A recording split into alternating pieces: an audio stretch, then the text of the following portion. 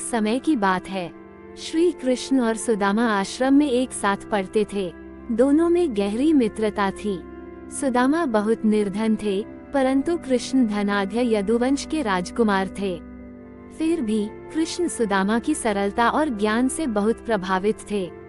कुछ वर्षों बाद सुदामा विवाह के बाद और भी गरीब हो गए। उनकी पत्नी ने एक दिन सुझाव दिया, क्यों न तुम अपने मित्र कृष्ण के पास द्वारका जाओ, वे तुम्हारी सहायता अवश्य करेंगे।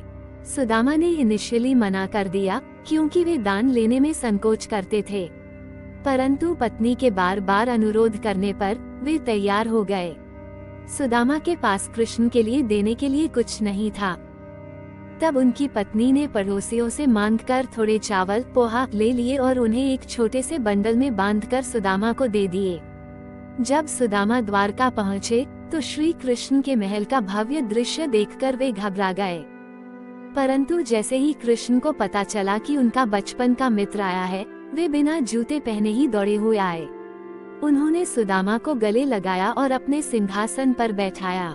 सुदामा ने वह छोटा सा बंडल कृष्ण को देते हुए शर्मिंदगी महसूस की। कृष्ण ने खुशी खुशी वह साधारण भेंट स्वीकार की और उन चावलों को बड़े प्रेम से खाया।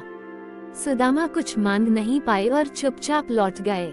जब वे गांव पहुंचे तो उन्होंने देखा कि उनकी झोपड़ी के स्थान पर एक भव्य महल खड़ा है। उनकी पत्नी सुंदर वस्त्रों में उनका इंतजार कर रही थी। तब सुदामा समझ गए कि यह सब कृष्ण की कृपा का चमत्कार था।